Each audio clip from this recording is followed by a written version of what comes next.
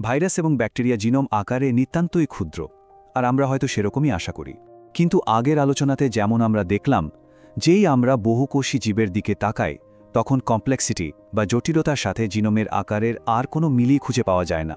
চলুন সেই ধাঁধার সমাধানেই আরেকটু এগিয়ে যাওয়া যাক। জীববিজ্ঞানের ইতিহাসে অন্যতম এক বিস্ময়কর পর্যবেক্ষণ হচ্ছে এই সি-ভ্যালু প্যারাডক্স।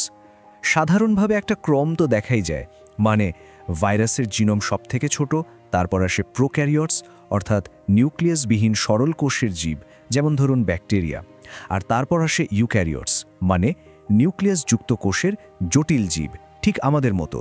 কিন্তু মুশকিলটা হলো এই বহুকোষী জীবদের জগতেই নিয়মটা কেমন যেন ভেঙে পড়ে। একটা জীবের শারীরিক জটিলতার সাথে তার জিনোমের আকারের কোনো সামঞ্জস্যই খুঁজে পাওয়া যায় না। এর সবচাইতে নাটকীয় উদাহরণ হলো অ্যামিবা। ভাবুন তো একবার, কেবল একটা কোষ দিয়ে গড়া এই জীবটার কোনো আলাদা অঙ্গ নেই, কোনো জটিল আচরণও নেই, অথচ এর জিনোমে রয়েছে কয়েকশো কোটি বেস পেয়ার, মানে ডিএনএর রাসায়নিক একক, যা একজন মানুষের জিনোমের চেয়েও বহুগুণ বড়। এটা সত্যি এক আশ্চর্য বৈপরীত্য। এই ধাঁধাটা কিন্তু খুব কাছাকাছি সম্পর্কের দুটো প্রজাতির মধ্যেও দেখা যায়।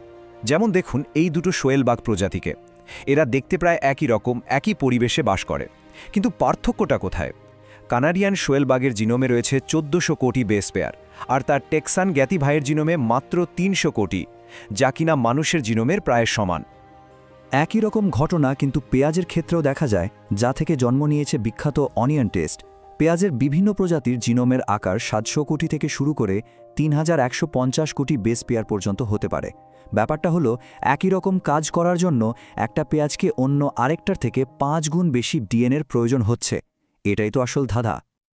তো এই যে আপাত দৃষ্টিতে অসম্ভব একটা প্যারাডক্স, এই সি-ভ্যালু প্যারাডক্স, এর এক অসাধারণ সুন্দর সমাধান নিয়ে এলো জাঙ্ক ডিএনএ হাইপোথেসিস। এই তত্ত্বটাই প্রথম ব্যাখ্যা করল যে জিনোমের এই বিশাল আকারের অতিরিক্ত ডিএনএ আসলে কি। জাঙ্ক বা উদ্বৃত্ত ডিএনএ বলতে ট্রান্সপোজন্স, সিরোজিনস অ্যান্ড রেপিটেটিভ এলিমেন্টসের মতন জিনোমের এমন সব উপাদানকে নির্দেশ করা হয় যাদের কোনো কার্যকারিতা নেই। এর মধ্যে কি কি আছে? যেমন ধরুন ট্রান্সপোজন্স, এগুলোকে জাম্পিং জিনও বলা হয়, কারণ এরা জিনোমের মধ্যে এক জায়গা থেকে আরেক জায়গায় লাফিয়ে বেড়ায়। আবার আছে সিউডোজিন, যা এক সময়ের কার্যকরী জিনেরই নিষ্ক্রিয় ধ্বংসাবশেষ। সোজা কথায়, এই ডিএনএকে যদি বদলে দেওয়া হয় বা পুরোপুরি মুছেও ফেলা হয়, তাহলেও জীবের ওপর তার কোনো প্রভাবই পড়ে না। তবে এই জাঙ্ক ডিএনএর ধারণাটা কিন্তু হুট করে একদিনে আসেনি। এর শেকড় আসলে লুকিয়ে আছে পপুলেশন জেনেটিক্সের অনেক গভীরে, মিউটেশন লোড নামের একটা তত্ত্বে। চলুন সেই ইতিহাসটা একটু দেখে নেওয়া যাক। এর শুরুটা হয়েছিল 1937 সালে। তখন জেবিএস হেলডেন জেনেটিক লোড বলে একটা ধারণা দেন। উনি দেখান যে ক্ষতিকর মিউটেশন বা পরিব্যক্তি একটা জনগোষ্ঠীর টিকে থাকার ক্ষমতাকে কমিয়ে দেয়। আচ্ছা, এরপর এই ধারণার উপর ভিত্তি করেই 1950 সালে হারম্যান মুলার এক চমকপ্রদ যুক্তি দিলেন। তিনি বললেন, মানুষের মিউটেশন হার এত বেশি যে কার্যকরী জিনের সংখ্যা 30,000-এর বেশি হতেই পারে না, কারণ তা যদি হতো তাহলে ক্ষতিকর মিউটেশনের ভারেই প্রজাতিটা বিলুপ্ত হয়ে যেত।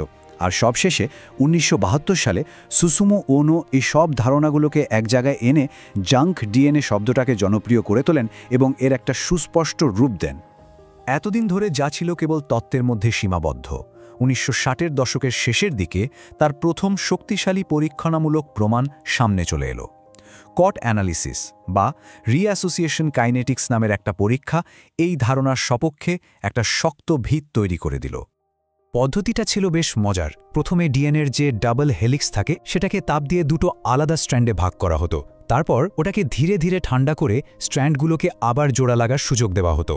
আসল ব্যাপারটা ছিল এটা দেখা যে এই পুনরায় জোড়া লাগতে ঠিক কত সময় লাগছে। দেখুন, জিনোমে যে সিকোয়েন্সগুলোর হাজার হাজার কপি আছে তারা তো খুব সহজেই আর তাড়াতাড়ি নিজেদের সঙ্গী খুঁজে পেয়ে যায়, কিন্তু যেগুলোর মাত্র একটাই কপি আছে তাদের সঙ্গী খুঁজে পেতে অনেক অনেক বেশি সময় লাগে। আর ফলাফল ছিল এক কথায় বিস্ময়কর এবং অত্যন্ত স্পষ্ট। একদিকে কোলাইয়ের মতো সরল জীবের ডিএনএ খুব ধীরে ধীরে জোড়া লাগছে, কারণ তাদের জিনোমের প্রায় পুরোটাই কাজের, মানে এক কপি সিকোয়েন্স।